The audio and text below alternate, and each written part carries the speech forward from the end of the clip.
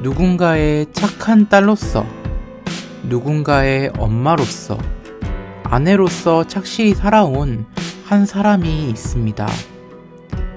참다가 더 이상 누군가가 자신에게 바라는 삶이 아닌 이제는 진짜 자신이 삶의 주인이 되어 원하는 삶을 살고 싶어 하기 시작합니다. 그리고 황심소 라이브 상담에 찾아와 어떻게 자기가 원하는 삶을 살 수 있을지 표현하며 만들어 나가기 시작합니다. 과연 이분은 라이브 상담에 어떤 사연을 가지고 찾아오셨을까요? 그리고 어떻게 자기가 원하는 진로를 찾아 나가기 시작하셨을까요?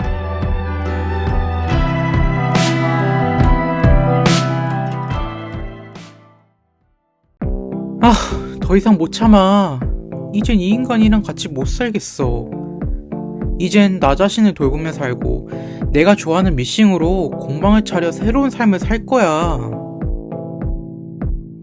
저는 남들이 하는 말에 맞춰 빨리 돈 벌고 결혼을 하면 잘 사는 것이라고 생각했어요. 해야 하는 숙제처럼 결혼도 육아도 했죠. 그렇게 하면 우리 어머니 잔소리는 더 이상 듣지 않을 것 같았는데, 아니 이젠 남편이, 시부모님이 저를 못살게 구는 거예요. 그러다 어느 순간 더 이상 이렇게 참으면서 살 수 없어서 이혼했어요. 이제는 제가 취미로 생각했던 미싱을 사업으로 키워서 하고 싶은 걸로 성공하는 멋진 사업가로 독립하고 저를 못살게 군 사람들에게 복수하고 싶어요. 그런데 여전히 저에게는 치유되지 않은 아픔과 분노, 걱정이 있네요. 제가 이혼해서 제 아들한테 영향을 줄까봐 여전히 걱정이 되고요. 이것저것 제품을 만들어 열심히 팔고 있지만 제가 생각한 멋진 사업가랑은 아직 거리가 먼 것 같아서 걱정되네요. 미운 오리 새끼에서 백조가 되는 것처럼 이 라이브 상담에서 제 아픈 과거에서 해방되고 제가 생각하고 원하는 핸드메이드 공방이 무엇인지, 어떻게 만들어 나갈 수 있는지 찾을 수 있었어요. 근 50년을 살아나가면서도 알지 못했던 내가 원하는 진로를 만들어 나가는 첫걸음. 지금 황심소 라이브 상담에서 시작합니다.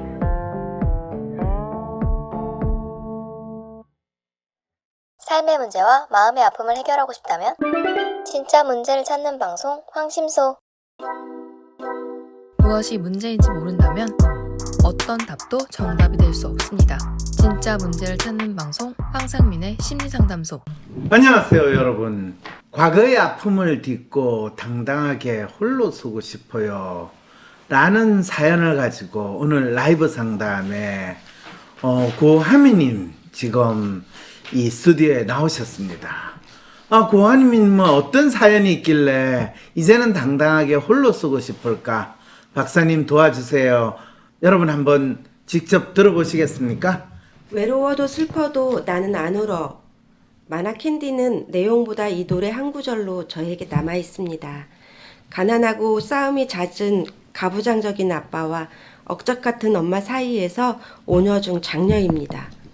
엄마는 어려서부터 다른 동생들은 집안일을 시키지도 않고 자식으로 챙기면서도 장녀인 저만 유독 일을 시키고 의지하면서도 잘 대해주지 않아 슬프고 외로웠습니다. 장녀이면서도 장남 영화까지 했지만 엄마는 계모 같았어요. 저의 생김새가 엄마를 닮아 어른들의 농담인 주워왔다는 말이 장난임을 알았지만 저의 존재는 태교 때부터 이미 슬프고 외로웠던 것 같습니다. 성장기에 즐거운 기억은 없습니다. 공부를 제법 잘했던 저는 인문계 진학을 상담하러 부모님을 모셔오라는 담임선생님의 요청에도 돈 있으면 나도 대학 보내고 싶지 하는 엄마의 말 한마디에 동생이 줄줄이 있고 친구네 집 한켠에 새빵살이를 살고 있어서 아는 모든 어른들은 얼른 커서 부모님 좀 도와드려라 라는 말만 귀에 몫이 박히도록 들으며 자라 내가 좋아하는 거, 잘하는 것, 꿈 이런 것은 단 한 번도 생각해보지 못하고 그저 시간 따라 자라서 상고를 가고 돈을 벌려 회사에 취직을 했습니다. 대신생명에 취직해 번듯한 회사 건물로 출근을 했고 좋은 급여와 보너스로 동네 친구들 사이에서 그래도 제일 먼저 아파트로 이사를 갔습니다. 나를 더 소심하고 창피하게 했던 내 이름도 하미로 22살에 개명하였습니다. 동생 4명은 고등학교를 졸업하고 조금 직장을 다니다 결혼을 하여 자기 인생을 찾아갔고 저는 30살에 낮엔 직장에 다니고 밤엔 전문대를 다녀 전산과를 수석으로 졸업하였습니다.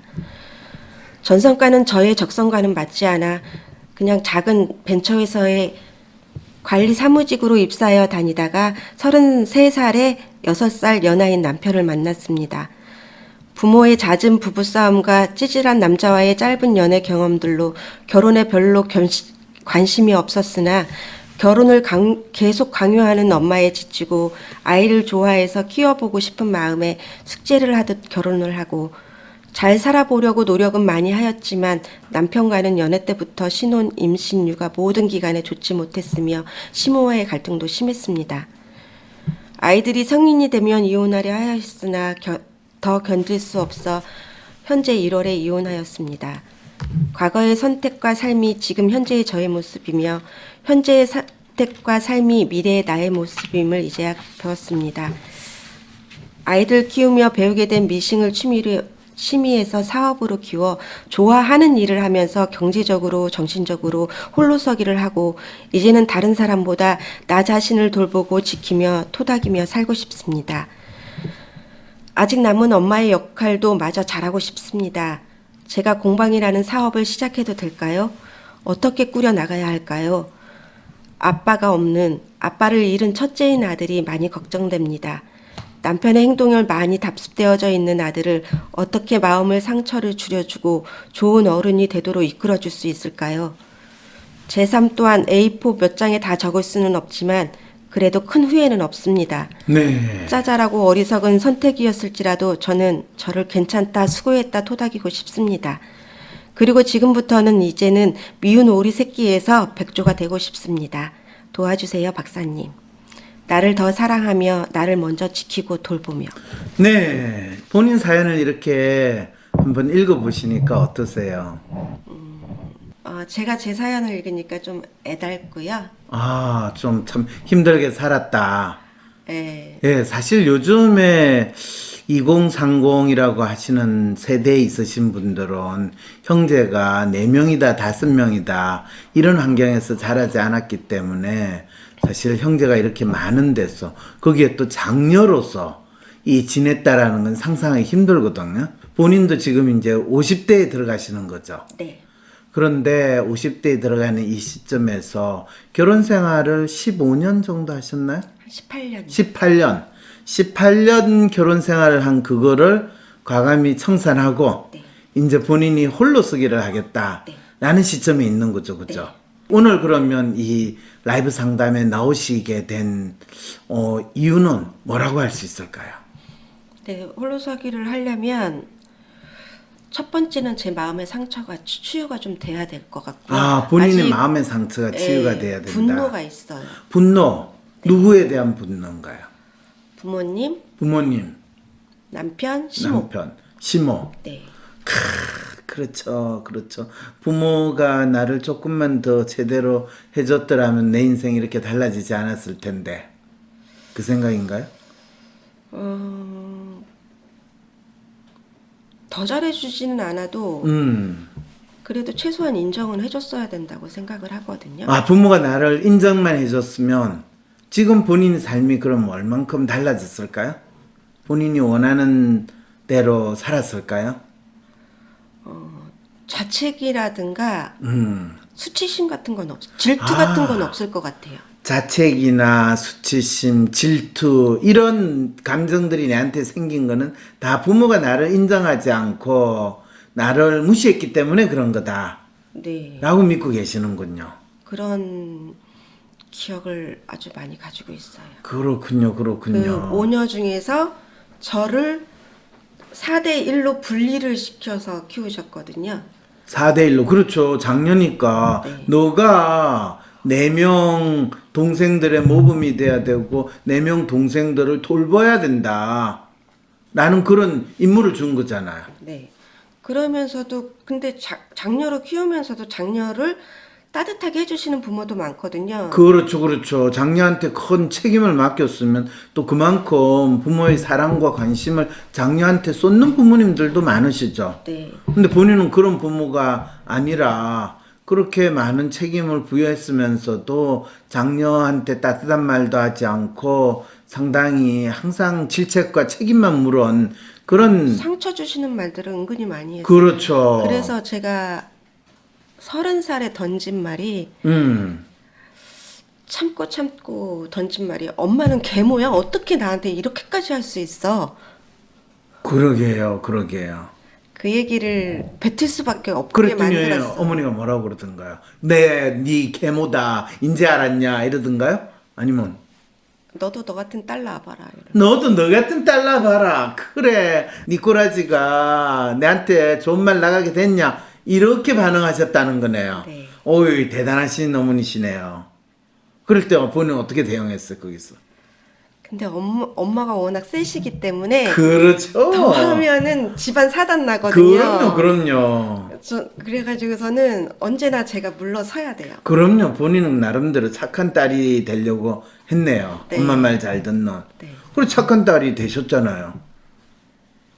그래서 그러면 내가 잘 살았다라고 생각을 하실 수 있을 텐데 그래 두고 보자 언젠가 내가 네 늙고 내가 조금 젊었을 때 내 원수를 갚으리라 이런 마음으로 지냈다는 거예요. 그러면 지금 뭔가 속에 화가 차고 있고 그 화가 이 부모님에 대한 화다라고 지금 말씀하셨을 때는 상처를 많이 주셨으니까 근데 부모님은 그냥 분리만 할 거고요. 제가 부모님의 상처를 드릴 수는 없고요. 아 부모님의 상처를 이제 내 화풀이를 할 생각은 없으세요? 없어요. 그러면 그냥 분리만 하고 저는 그래도 제가 할 수 있는 것들을 나름 열심히 했으니까 여기까지다라고 선을 긋고 싶은 거예요. 저는 그러시면 되잖아요. 어차피 네. 지금 본인이 이혼했다라는 거 부모님한테 알렸어요? 알렸어요. 네, 그러니까 이제 이혼한 딸한테 뭐 부모가 더 기대하거나 하지는 않겠죠, 그죠? 하실 수도 있는 부분이에요. 아, 할 수 있는 부모예요? 네. 오, 대단하시네. 근데 뭐 더 잘 됐네요. 엄마 나 이혼했으니까 네. 더 이상 날 보고 이제 아는 척도 하지 말고. 네. 그러면 아마 부모님은 속으로 좋아하실 거예요. 제가 이혼해가지고 우리한테 빌붙어가지고 우리 없는 거 이까지 뜯어먹을까 걱정하는데 오이 우리 더 이상 관계를 끊자 라고 하니까 부모님 속으로 고맙다야 이랬지 않았을까요? 어머님 속은 잘 모르겠어요. 속 잘 모르는데 알고 싶지도 않으시잖아요. 알고 싶지도 않고 저는 엄마가 환자라고 생각하고 환자이시기 때문에 환자? 무슨 환자요? 엄마 의부증이에요. 의부증? 아니 그게 뭐 엄마 아버지 두 사람의 문제니까 본인이 굳이 개입할 일은 없죠. 근데 그걸로 자식을 괴롭히시고 그거는 아버지가 자식 불러놓고 아버지 욕하고 험담하고 그러시는 거예요? 그게 엄청나게 많으시고요. 아 그것도 뭐 엄마가 살아가는 나름대로 네, 맞아요. 하소연하고 근데 하는 엄마는 건데. 그걸 그렇게 말씀하시거든요. 음. 저는 사이가 안 좋으니까 빨리 그러면 이혼을 하셔라. 그렇게 아버지가 안 좋으면. 그러게요. 근데 못 하셨다는 게 너네 키우냐고 못했다. 너네 때문에 내가 네. 차마 이혼을 못했다. 네. 그렇군요. 그런데 본인이 지금 딱 이혼을 하고 나니까 똑같은 지금 이야기를 본인은 이혼을 했는데 네. 고민은 똑같은 고민을 지금 하고 있는 거잖아요. 네. 네. 어떤 앞으로 내가 이 자식 둘을 어떻게 키울까? 성년까지는 제 책임이라고 생각합니다. 그러니까 똑같은데 차이라면 이제 엄마는 너네들 키우느라고 내가 이혼이라는 걸 참아 못했다는데 본인은 과감하게 내가 키울 수 있다. 남편 도움 없어도 키울 수 있다. 이 마음으로 지금 이혼하셨다는 거잖아요. 네, 그랬을 때 그러면 그럼에도 불구하고 자기 속에서 화가 막 치밀었는데, 근데 여전히 부모님에 대해서도 화가 있고 남편에 대해서도 있고 또 시부모한테도 있다라고 표현을 하셨잖아요, 그죠? 네, 근데 좀 그거 관계를 못 끊고 있을 때는 언제나 화가 많았거든요. 네. 그러니까 하나의 사건이 일어나면 고구마 줄기처럼 있었던 모든 그 그게 다 부정적인 나오죠. 기억들이 맞아요. 막 올라왔었는데 맞아요. 그 좀 저를 많이 돌아보고 왜 이렇고 우리 엄마는 또 왜 이렇고 이런 것들을 열심히 생각하고 또 강의도 좀 듣고 하다 보니까 좀 선은 그어져서 지금은 이렇게 딸려 나오진 않거든요. 자, 그런데 그리고 지금 본인이 속에서 치밀어오는 화에 대해서 내가 질문을 한 거는 뭐 때문에 질문을 한 것 같을까요? 잘 모르겠어요. 그렇죠. 그렇죠. 제가 처음에 질문을 하는 거는 이혼을 하고 나서 지금 본인이 어떤 심정이냐, 어떤 마음이냐 그랬더니 본인이 속이 시원하고 이제 나는 해방이다 이러면서 내 삶을 잘 살아나갈 것 같았는데 순간순간 속에서 화가 치밀어 오른다 이렇게 했기 때문에 누구에 대한 화냐 그랬더니 이혼했고 결혼 생활이면 당연히 남편 이야기 나오고 이 시댁 이야기가 나와야 되는데 뜬금없이 친정 부모한테도 화가 있다고 그러니까 아니 지금 본인이 화를 낼 대상이 친정 부모는 너무 옛날인데 왜 굳이 현재까지도 많이 괴롭히셨거든요. 현재까지도 그러면 친정 부모가 괴롭히는 게 본인이 이혼한 거하고 뭐 관련이 있어요? 전혀 꼭 직접적인 건 아니지만 간접적으로는 저의 불안을 남편도 불안하게 하고 부모님도 불안하게 하고 본인이 화를 내는 대상은 자기 살아가는 데 있어서 나에게 어려움을 주는 이 대상이라고 하면 무조건 내가 그 대상에 대해서 화가 치밀어 오른다 이 이야기를 지금 하시는 거네요. 그 이유는 근데 많이- 나를 불안하게 하니까. 네. 근데 많이 정리했어요. 정리 잘 하셨어요. 정리 잘. 네. 그런데 부모는 좀 멀리하기로 했고 그렇죠. 남편과는 이혼하면 됐고. 이혼하니까 이혼을 이렇게 이제 법적으로 1월 31일 날 끝났거든요. 네. 끝나고 나니까 이제 딱 이렇게 떨어진 느낌. 그렇죠. 이게 나의 맞붙어서 남편 미운 거랑 남편이 아프게 하고 힘든 게 붙어서 같이 마음이 그렇죠, 아프면 그렇죠, 몸이 그렇죠. 움직이는 것처럼 그렇죠. 같이 아픈 거였는데 지금은 맞아요. 떨어진 느낌 나요. 그럼요. 심호도 별로 이제는 옛날에 그런 적이 있었지 옛날 그렇죠. 이야기가 됐지 현재 얘기는 아니거든요. 맞아요. 아주 네. 잘 정리하셨네요. 네. 그 말은 뭐냐면 지금 본인이 이혼을 결심하고 나서 또 이혼하고 나서 본인 상태가 어떠냐 하면 과거에 제가 불쑥불쑥 화가 났는데 지금은 이제 그런 일이 없어요. 라고 이야기하면 너무나 깔끔하게 지금 상황 정리를 이야기하시는 거잖아요. 그런데도 많이 불구하고 지웠어요. 예. 계속 지금 그런데도 저한테 화가 계속 나고 있습니다. 부모는 어릴 때 저 어쩌겠고 남편은 어쩌고저쩌고 하고 이 시댁은 어쨌습니다. 이런 이야기를 지금 계속 하시잖아요. 약간 말을 제가 잘못했는데 화가 나고 있는 게 아니라 상처는 있는 것 같아요. 아니 상처는 가족이- 있죠. 네. 문제는 지금 본인이 그 아픈 상처를 계속 뒤집어 파면서 또 소금 뿌려가면서 네. 계속 괴로워할 거냐. 네. 나는 이제 그동안의 굴레에서 내 나름대로 벗어나서 해방이다 이러면서 본인이 이혼이 됐으면 네. 그 다음한테 그러면 이 상황에서 나는 나에게 가장 중요한 문제는 뭔가 이거에 대해서 네, 이야기를 맞아요. 한번 해주세요라는 뜻에서 제가 질문을 한 맞아요. 거잖아요. 그 복수라는 단어에 제가 어제 생각을 했는데 지금 시점에 나의 복수는 뭐가 되어야 되지? 그렇죠. 생각했는데 어제 저녁에 나의 복수는 내가 잘 살면서 잘 그렇죠. 살아모르면서 그 사람들을 복수하는 거예요. 내가 잘 살아내고 그렇죠. 아들한테도 그렇게 했거든요. 음. 엄마가 이혼을 하는데 대신 행복해질게. 행복한 걸로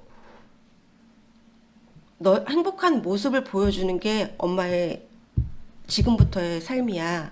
이렇게 했거든요. 네, 잘하셨어요. 저의 숙제는 잘 살고 행복한 모습을 보여주는 게 지금 애들한테 해줘야 될 거거든요. 훌륭해요. 이혼을 하고서 찌질하게 살면은 진짜 그건 더 안 좋은 거고요. 맞아요. 부모님한테도 그래요. 내가 할 도리 다 했으니까 저는 이제 당당하거든요. 그럼요. 그러니까 이제는 나를 더 먼저 챙기고 나를 챙겨서 잘 되는 모습을 보여주는 게 그게 복수라고 생각해요. 맞아요. 자, 그럼 어떻게 하면 자기를 잘 챙기고 자기가 잘 되는 모습을 보여줄 수 있을까요? 먼저 경제적으로 해야 되고요. 정신적으로도 해야 되는데 경제적으로 하는 것과 정신적으로 한다는 말이 무슨 말이에요? 경제적인 건 돈에 너무 얽매이지 말아야 되는데요. 남편이 이혼할 때 마지막 마디는 돈 없이 살 수 있을 것 같아? 이랬거든요. 그렇죠. 본인이 지금 경제적인 측면에서 자신의 경제 능력을 어떻게 생각하고 계세요? 본인이 매달 생활비나 이런 거를 주님 벌고 계세요? 아니요. 그러면 남편이 그래 네가 뭐 제대로 밥이나 먹고 살 줄 알아? 내 도움 없으면 그런 뜻으로 이야기를 했다는 말이네요. 근데 전 그거에 대처할 방법이 법적으로 있거든요. 그 어, 사람한테 법적이라는 거, 양육비를 받을 그거 있고 네. 제가 공방 사업을 생각을 하기 있기 때문에 공방 사업이라고요? 공방일이요. 공방일이라는 게 뭘 이야기하는 거예요? 이런 거 만들어서 파는 거예요.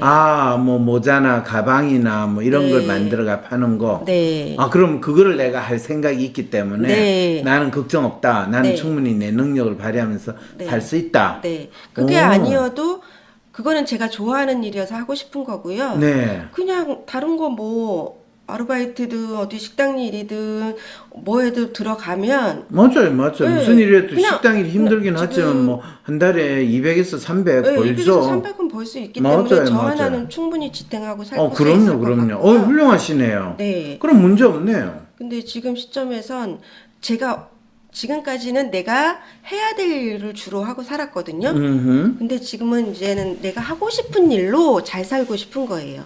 그러니까 사실 요양보호사도 이번에 작년 가을에 따놨는데 네. 그거는 혹시라도 공방 일이 사업이라는 건 내가 잘하고 싶은 거를 좋아하는 일을 하고 싶지만 잘 안 될 수도 있잖아요. 그럴 때는 내 생계를 지원하기 위해서 투잡으로 해놨거든요. 사업이라는 거는 내가 좋아하는 일을 하는 건데 잘 안 될 수도 있다. 네. 그건 무슨 말이에요? 자기가 좋아하는 일을 잘 되도록 만들어야지 잘 안 될 수도 있다라는 말은 무슨 말이에요? 신기하네요.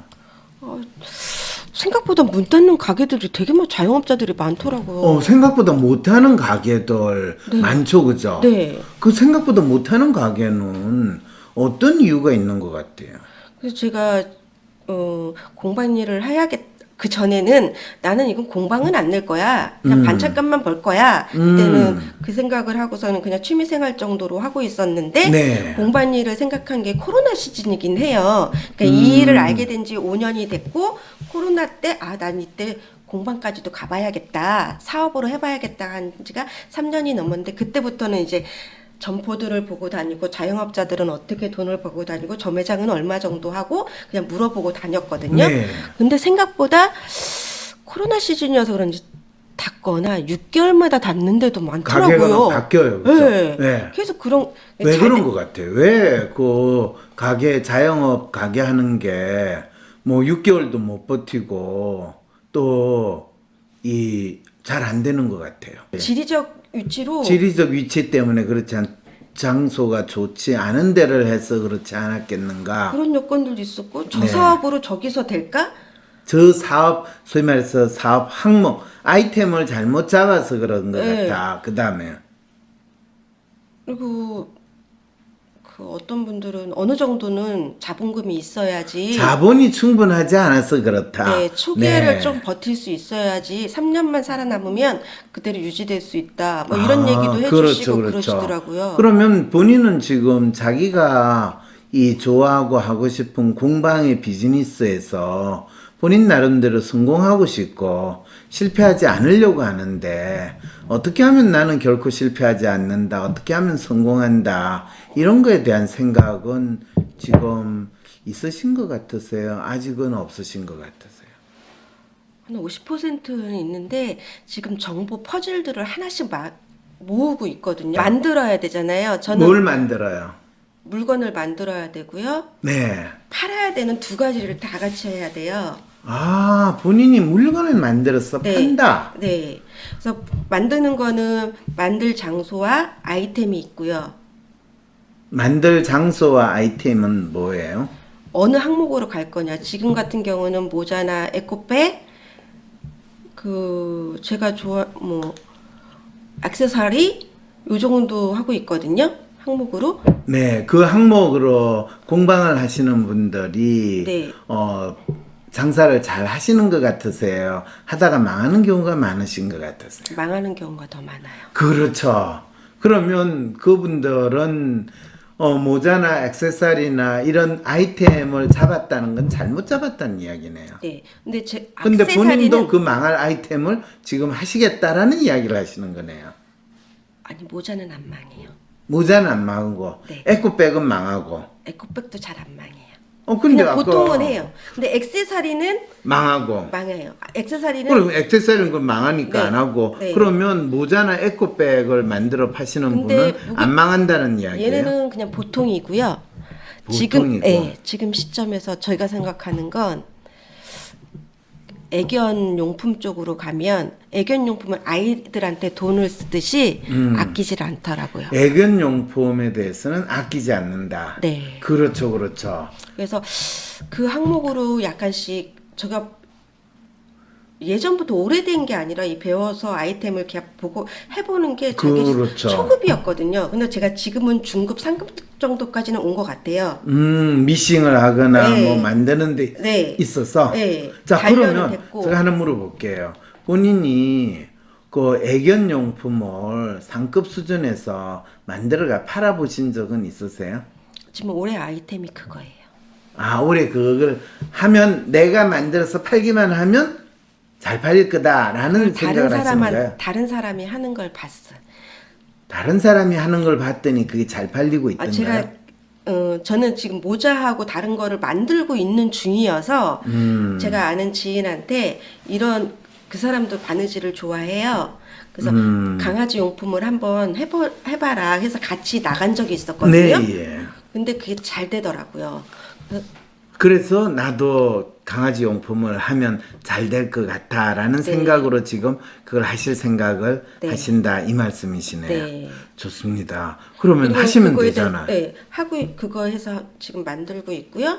그거를 제가 프리마켓에서 팔고 있었거든요. 네, 네. 처음에 미싱을 배워서 네, 예. 친구들 동네에서 프리마켓을 하길래 친구 엄마랑 그때 미싱을 처음 배워가지고 컵받침을 하나 만들어가지고 나가서 팔았더니 그날 5만 원이 수익이 생긴 거예요. 오, 좋아요, 좋아요. 이런 게 되네? 그러게요. 그래가지고 그 품목이 3개가 되고 3개가 8개가 되고 8개가 10개가 되고 20개 되고 지금 30개가 됐거든요. 품목이. 오, 근데 훌륭해요. 프로마켓이 없어지긴 해서 제가 뚫은 곳이 아파트 장터라는 게 있어요. 네, 예. 그래서 아파트 장터에 들어가서 팔았어요. 그거는 네. 했으니까. 네. 그러면은 잘 나오면 하루에 50만 원 매출이 나고요. 오. 못 나와도 20만 원이 나와요. 네. 그러면 그거를 계속 만들어 가지고 그걸 하고 있는 하시면 중이에요. 되네. 네. 지금은 여기까지는 하고 있거든요. 네, 네. 그러니까 그때 말씀드렸던 취미하고 사업하고 해서 중간 단계는 와 있다고 제가 말씀을 그렇죠, 드렸던 게 그렇죠. 이 단계에 있는 거예요. 네. 그래서 근데 이 뭐- 단계에서 더 사업으로 발전하기 위해서는 본인은 어떤 게 필요하고 어떤 식으로 자기가 더 바뀌어야 된다라고 생각을 하세요. 저의 바람은 공방 사무실이 있었으면 좋겠어요. 아, 공방 사무실이 있었으면 네. 좋겠다. 하민님은 자신이 원하는 사업가의 진로를 어떻게 찾아 나가실 수 있을까요? 그리고 어떻게 진정으로 원하는 복수와 독립을 이루어 나갈 수 있을까요? 다음 영상에서 계속됩니다.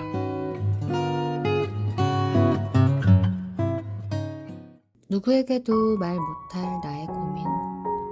누구도 들어주지 않을 것 같은 나의 고민. 나의 문제와 마음의 아픔에 대해 무조건적인 지지와 위로를 받고 싶은데 내가 지금 겪는 문제를 속 시원히 해결하는 방법 어디서 얻을 수 있을까?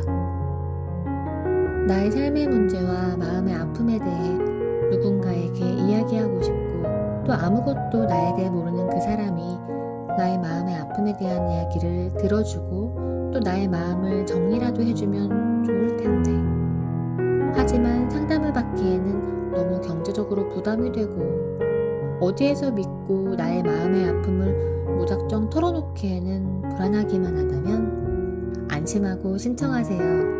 WPI 심리상담 코칭센터에서 사회공헌을 목적으로 제공하는 무료 상담을 받을 수 있는 기회.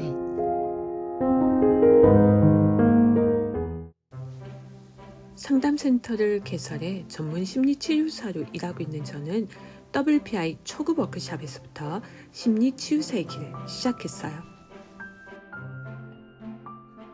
마음 약방이 시작된 것은 WPI 초급 워크숍에서부터 마음 읽기를 배우고 제 마음을 읽으면서부터였어요.